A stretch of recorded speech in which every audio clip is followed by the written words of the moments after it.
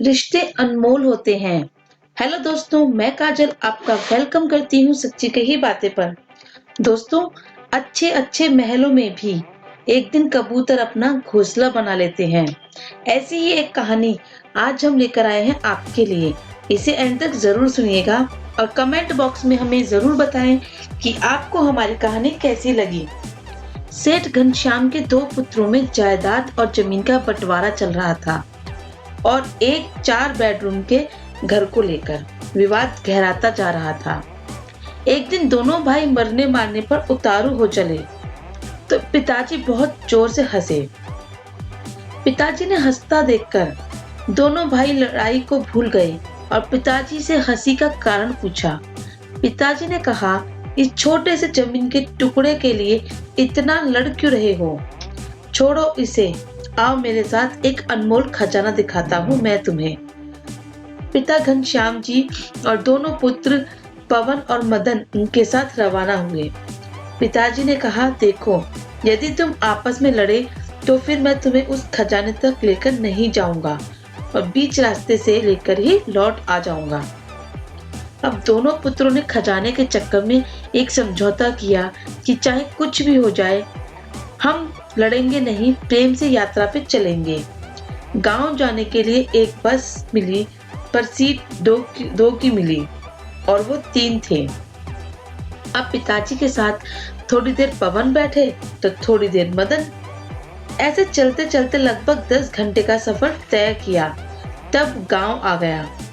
घनश्याम जी दोनों पुत्रों को लेकर एक बहुत बड़ी हवेली पर गए। हवेली चारों तरफ से सुनसान थी। घनश्याम जी ने देखा कि हवेली में जगह जगह कबूतरों ने अपना घोंसला बना रखा है, तो घनश्याम जी वहीं बैठकर रोने लगे।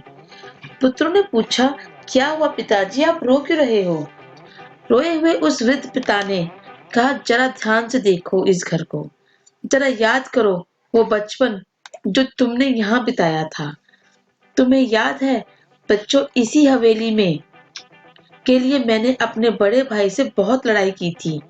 ये हवेली तो मुझे मिल गई, पर मैंने उस भाई को हमेशा के लिए खो दिया, क्योंकि वो दूर देश में जाकर बस गया और फिर वक्त बदला और एक दिन हमें भी ये हवेली छोड़कर जाना पड़ा। अच्छा, तुम ये बताओ बेटा कि जिस सीट पर तुम बैठकर आए थे, क्या वो बस की सीट हमें मिल गई? और यदि मिल भी जाती तो क्या वो सीट हमेशा हमेशा के लिए हमारी हो जाती? मतलब कि उस सीट पर हमारे सिवा और कोई न बैठ सकता। दोनों पुत्रों ने एक साथ कहा कि ऐसे कैसे हो सकता है? बस की यात्रा तो चलती रहती है और उस सीट पर सवारियां बदलती रहती हैं। पहले हम बैठे थे, आज कोई और बैठा होगा और पता नहीं कल कोई और बैठेगा। और वैसे ही उस सीट में क्या धरा है जो थोड़ी सी देर के लिए हमारी है।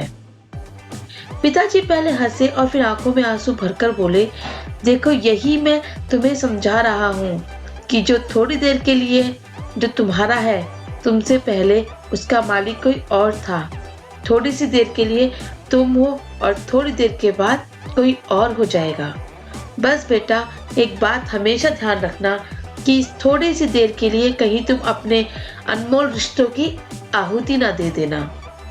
यदि पैसों का प्रलोभन आए तो इस हवेली की इस स्थिति को देख लेना कि अच्छे अच्छे महलों में भी एक दिन कबूतर अपना घोंसला बना लेते हैं। बेटा, मुझे यही कहना था कि बस की उस सीट को याद कर लेना जिसकी रोज सवारियां बदलती रहती हैं। उस सीट की खातिर अनमोल रिश्तों की आहुति न देना। जिस तरह से बस में यात्रा में तालमेल बिठाया था, वैसे ही जीवन की यात्रा में भी तालमेल बिठाते रहना।